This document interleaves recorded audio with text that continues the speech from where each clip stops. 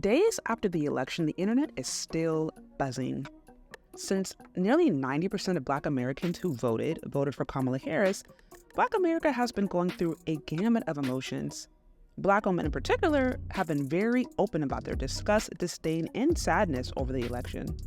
Others have been issuing apology videos for believing the lies from Democrats. Remember, the Democrats came out and said that Black men are not supporting Kamala Harris because she's a Black woman. We have not yet seen the same kinds of energy and turnout in all quarters of our neighborhoods and communities as we saw when I was young.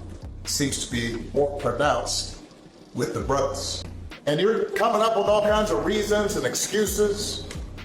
Part of it makes me think that, well, you just aren't feeling the idea of having a woman as president. And they were wrong. As has been the trend, Black men voted for the Democrats, and specifically Kamala Harris, more than any other race of men. The way that Black men are about to be the weakest link. Remember when it was 52% of white women voted for Trump? It's about to be Black men. I don't know what the rhyme or reason is for Black men not wanting a Black woman in power. Black men talking about I don't want no Black woman and tell me what to do. Okay, but wasn't you raised by a Black woman? Why are you scared of Black women telling you what to do all of a sudden? Don't you live with your mama still? Oh, sorry, you live with your grandma. Don't your baby mom raise your kids? Don't your baby mom pay your bills? Don't your baby mom give you a car to drive?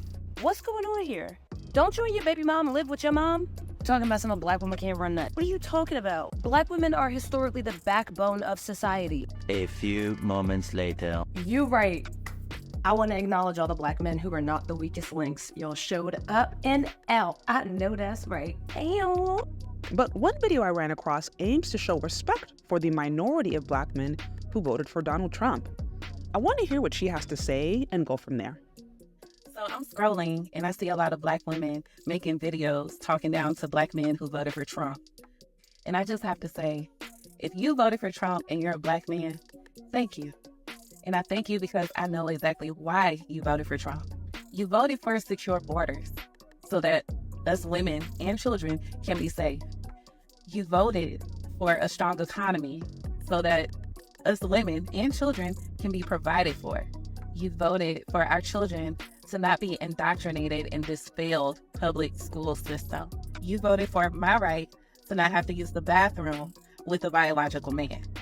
You also voted for our children not to be drafted into another endless, senseless war that only benefits the military-industrial complex. And also, you voted for the protection of our freedom of speech. The same freedom of speech that these evil, nasty, disgusting women are using to wish death upon you. So as a Black woman, I just want to say thank you for voting for Trump. I truly appreciate you, and I'm going to speak life into you. I pray that God continues to protect you and guide you. I pray that He gives you the success that you deserve. I pray that He gives you the strength to lead your family and your communities. And for anyone who wants to say in the comments that I'm a pick-me, baby, I'm already chosen. So what about you? It's Trump 2024. We understand the voting patterns of Black men. We know that they are not intimidated by women being in office. I mean, Black men voted for Hillary Clinton even when white women did it. And so Black men who voted for Trump didn't do so because they hate the idea of a woman being in power. The ones who voted for him just preferred his policies. I think a lot of people were turned off by being told who they should vote for based on skin color. I'm a Black man. I'm in a Black Greek-led organization. I went to an historically Black college or university. None of that should matter with regards to how I make a decision on who I'm going to vote for. Why do you think she's not the one? I didn't think she was the one in 2020. I didn't find her to be a formidable enough candidate to get the base out to support her. They overlook class in the same way that Hillary Clinton 8 years ago took the Black vote as well as the unionized community for granted. When you think that you have something just based on the history, and you don't speak to them, you don't come into the community, then the community is turned. There's going to come a point where the community just gets sick and tired of being sick and tired. They strictly preferred his policies. or didn't like being disrespected from the Democrats. Here are a few comments from my recent post where I expressed this.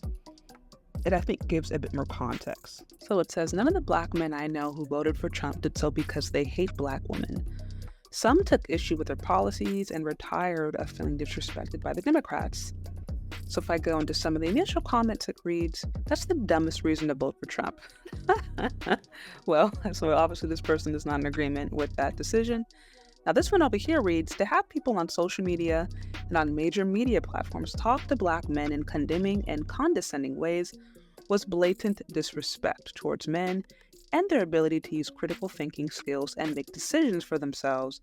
The Democratic Party often acts as if people should be enslaved to their political beliefs and not have their own opinions and beliefs. So I got some pretty interesting feedback. It looks like I got about 12 comments. I have to say I agree. Some of the main criticism I found concern the Democratic Party. And this, by the way, is oftentimes from men who vote for the Democrats, who very much consider themselves on the left to be leftist, is that they just didn't like the way that they consistently berated, shamed, undermined, and disrespected Black men who are literally the most likely to vote for them. It's actually seems like a really horrible strategy. It's like they probably would have actually had better luck trying to pull some people over from white America into the Democratic Party, but instead they targeted the men who was literally the most likely to vote for them.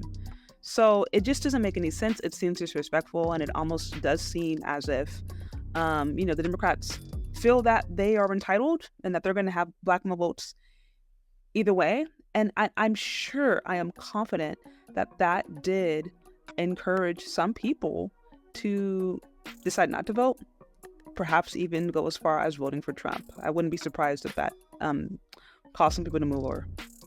This one, facts, I would never vote for Trump as a Black man, but I know some that feel that Dems only care about LGBTQ and feminism policies, but policies for men or Black men in general are an afterthought.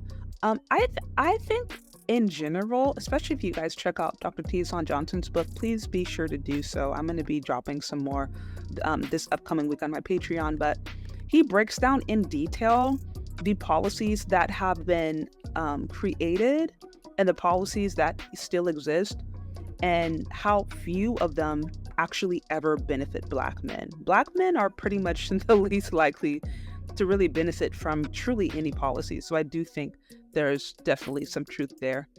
But anyways, those are just a few thoughts. There's, obviously more there, but also be sure to check me out on Patreon, become a channel member, or show support on my Cash App or Venmo. Thank you so much for listening if you've gotten this far, and we'll talk later. Bye. I'm really excited to announce my new kids book, Aisha Learns to Love Her Hair. Aisha's hair is stunning, but she struggles to see its beauty. Through encouragement and wisdom from Grandma Lily, Aisha learns powerful lessons about self-acceptance. Aisha's journey is a heartwarming tale of family, culture, and confidence. Share her magical journey with your little loved one today, available for purchase.